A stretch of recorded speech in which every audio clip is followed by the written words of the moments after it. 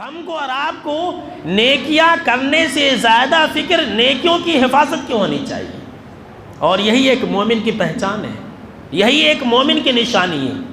قرآن مجید کے اندر اللہ رب العالمین نے فرمایا کہ والذین یؤتون ما آتوا وقلوبهم وجلۃ، کہ جو لوگ جو کچھ بھی دیتے ہیں یعنی کہ نیکیاں کرتے ہیں تو اس سے ان کے دل کے اندر ڈر اور خوف ہوتا رہتا ہے۔ اس آیت کی تفسیر کے بارے میں عمہ عائشہ رضی اللہ تعالیٰ عنہ نے آپ صلی اللہ تعالیٰ علیہ وسلم سے پوچھا کہ اے میرے آقا، کیا اس سے مراد وہ لوگ ہیں جو شراب پیتے ہیں، زنا کرتے ہیں، چوری کرتے ہیں اور دیگر برے برے کام کرتے ہیں، کیا اس سے مراد وہ لوگ ہیں؟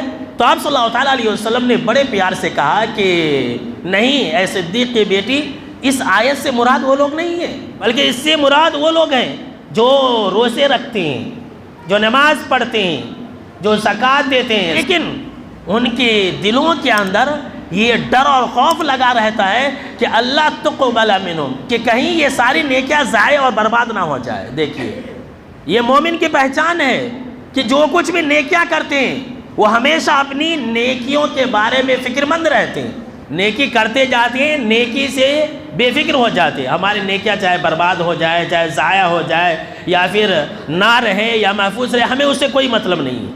مومن کی یہ شان نہیں ہے۔ مومن کی پہچان اور نشانی یہ ہوتی ہے کہ مومن ہمیشہ اپنی نیکیوں کے بارے میں فکر مند رہتا ہے، ہمیشہ مومن اپنی نیکیوں کی حفاظت کرتا ہے، ہمیشہ مومن اپنی نیکیوں کو برباد ہونے سے بچاتا ہے۔ جی ہاں، سن لیجیے، اگر ہم اور آپ یہ چاہتے ہیں نا کہ اپنی نیکیوں سے فائدہ اٹھائیں اور قیامت کے دن یہ نیکیاں ہمارے کام آئے تو اس کی حفاظت کرنی پڑے گی۔ کیسے؟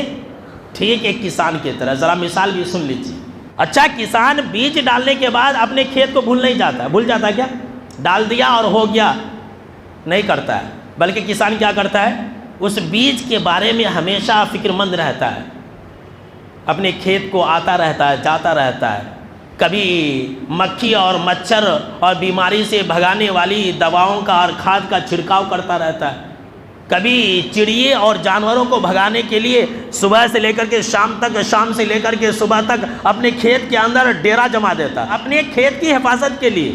اور اتنی کٹھن محنت کے بعد ایک کسان کو اچھی فصل ملتی ہے اور وہ اس سے فائدہ اٹھا پاتا ہے۔ اگر کسان بیج ڈال دے کھیت میں یا ایسے ہی ڈال دے اور چھوڑ دے، اس کی حفاظت نہ کرے، چوروں سے اسے نہ بچائے، جانوروں سے اسے نہ بچائے، مکھی اور مچھر کی دوائیں نہ ڈالے، تو کسان اپنی فصل سے فائدہ اٹھا پائے گا؟